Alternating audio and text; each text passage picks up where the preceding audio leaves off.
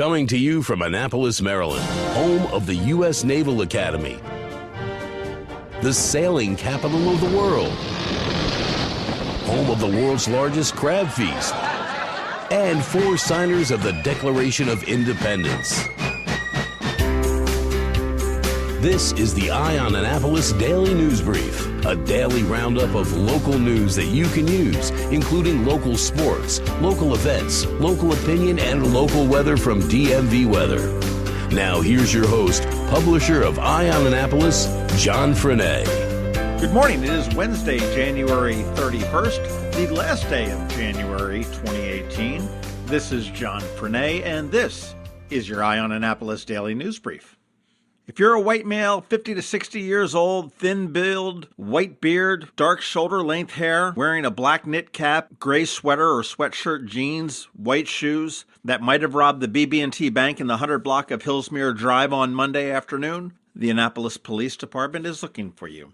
Yes, the BB&T Bank was robbed around 1 p.m. on Monday by an adult male suspect who handed a note and said he had a gun but did not display a gun. He did get away with an undisclosed amount of money, and anybody that has any information is encouraged to contact the Annapolis Police Department. You want to contact Detective Shomar Johnson at 410-260-3439. Anne Arundel County Circuit Court Judge Stacy McCormick threw out 2 statements to police made by Nico Talley, 21, who was defending himself against a murder charge. The judge ruled the police, in essence, tricked the suspect into waiving his rights. Nico Talley had repeatedly asked why he was arrested, and an Anne Arundel County Detective DiPietro said, "If you want to talk to us to find out what this is about, you can say, 'Yeah, I'll talk to you.'"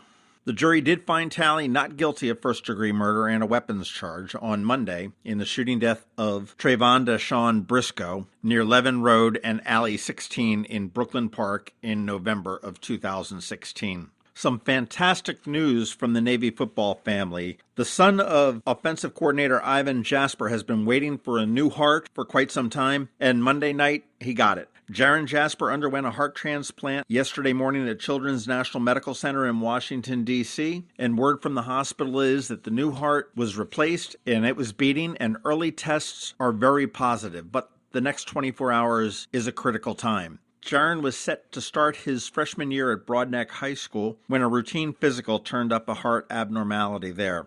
And on a cool note, Jarren has kept up with his education at Broadneck through the use of tutors and a robot that attends classes on his behalf. Good news for Marylanders who are victims of rape, and bad news for rapists, thank gosh. The Maryland State Senate has voted unanimously to end parental rights of rapists over children conceived through rape. The 45-0 vote on Tuesday sends the bill now to the House, where a similar measure is pending and similar support is expected. Both chambers have made the bill a priority this session after it failed to pass for, and I have no idea why this took so long, nearly a decade. The measure is crafted as an emergency bill, so it would take effect immediately with the signature of the governor, who is going to sign it. Not a terribly exciting story, but I had a great time writing the headline. Shoe and Pew to lead Baltimore Metropolitan Council. The Baltimore Metropolitan Council hosted a meeting of its board of directors last week at the House Office Building here in Annapolis, and the board unanimously approved Anne Arundel County Executive Steve Shoe as its chair and Baltimore Mayor Catherine Pugh as its vice chair for the calendar year 2018. On accepting the position, Shoe said, "Our residents' lives do not stop at our county or city lines. We must remember that we are all in this together, as our strengths and weaknesses can be felt across the region. As the incoming chair of the BMC Board of Directors, I look forward to working with my elected and appointed colleagues from each of our member jurisdictions to enhance our region's quality of life and economic vitality." So there you have it. Shoe and Pew leading the Baltimore Metropolitan Council. If you're a fan of tortillas, Potomac-based California Tortilla, or CalTort, is expanding. They are looking to double their locations right now, and I didn't realize that they were as big as they are. Recently, they've signed 10 franchise agreements, including 5 new locations in Virginia and in new markets including Wichita, Kansas, Charleston, South Carolina, and Raleigh, North Carolina. They're going to be adding new locations in Florida, both in Orlando and Kissimmee, as well as Melbourne. Currently, they have 48 locations across the Mid-Atlantic, with 2 in, wait for it, Qatar. Not quite sure why it's out there. They plan to have 100 locations by 2021, putting it head-to-head with national players like Chipotle and Baja Fresh. There is a lot of money riding on Super Bowl 52, the most ever actually, according to the American Gaming Association. Americans are expected to bet $4.76 billion on the big game. Only 3% of those wagers will take place in Nevada, where sports betting is legal, which means that the best of it is going to be done through offshore sports books and local bet takers, including the popular Super Bowl box pools. The betting line in Vegas currently has the Patriots as a 4.5-point favorite over the Eagles, but so far, most of the money is on the Eagles. Fly, Eagles, fly. One thing you should never bet on is the weather here in Anne Arundel County and Annapolis, but you don't need to, because we've got George Young from DMV Weather coming right up, and he will set you straight. I'm Sean O'Neill, your local RBC Wealth Management Advisor. More than likely, the primary reason you save and invest is to achieve your life goals while ensuring your long-term financial well-being. But before you can determine your preparedness towards your goals, you need long-term answers to important questions about how much money you need, where it will come from, and how long it will last. RBC Wealth Plan, a new industry-leading tool, is now available to help answer these questions and develop your personal plan using a conversational approach. With RBC Wealth Plan, we can create a personal analysis based on these unique goals while offering you the ability to weigh certain decisions and determine what's best for you and your family. Call me, Sean O'Neill, today at 410-573-6723 for a complimentary consultation. RBC Wealth Management, a division of RBC Capital Markets, LLC. Member NYSE, FINRA, and SIPC. This is Maryland. The weather can be nearly unpredictable. We've got George Young from DMV Weather in Annapolis to sort it all out. Hey everyone, this is George from DMV Weather with your Eye on Annapolis forecast for Wednesday, January 31st.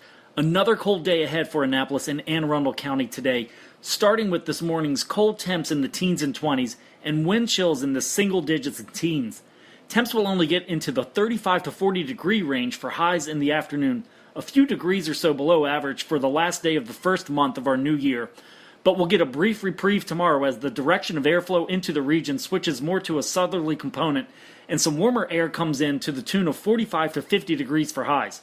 But then another cold front approaches and we not only return to cold temps, but will likely have a mix of rain and snow overnight Thursday into early Friday morning, possibly ending as a few hours of all snow. But the expectation for this next winter weather maker is very much like many of those that have come before it, little to nothing in terms of snowfall and overall impact to the area. From there, temps stay more cold than not Saturday into next week, and we even get another shot at winter weather stardom on Super Bowl Sunday into possibly Monday. And while Sunday snow looks to be a better chance than the early Friday system, the overall storm setup is simply just not that impressive in size and strength, so the expectations will remain low for now, and snow lovers across the area will have to keep fingers and toes and shoelaces and whatever else they have at their disposal crossed in hopes of a decent winter weather event. Okay, that's it for us today. Make sure you download our free weather app in the Apple App Store or Google Play Store on all of your devices by searching for DC MDVA Weather, and also follow us on our website at dmvweather.com or on Twitter or Facebook so you can always stay weather informed. This is George Young of DMV Weather with your Annapolis forecast. Stay warm out there again today, and remember, whatever the weather outside, have fun and be safe. I'm Sean O'Neill, your local RBC Wealth Management Advisor. When you choose to work with me, you'll have access to a worldwide network of financial products and services only available from a leading global institution. RBC's international reputation for physical strength and stability, world-class capabilities, and corporate values is unique in the financial services industry. I also recognize the importance of reinvesting in the communities in which we live and work, and I'm committed to serving my clients by building long-term relationships based on trust, integrity, and confidence. I look forward to helping you with your wealth management needs. Call me, Sean O'Neill, today at 410-573-6723 for a complimentary consultation. RBC Wealth Management, a division of RBC Capital Markets, LLC. Member NYSE, FINRA, and SIPC. Thanks for listening to the Eye on Annapolis Daily News Brief. If you like what you heard, make sure to tell your friends and colleagues about it. And also tell them about our website, eyeonannapolis.net, where you can find much more. Be sure to check out our other weekly podcast, The Maryland Crabs. This podcast comes to you every Monday through Friday at 7 a.m. Thanks for listening, and we'll see you next time.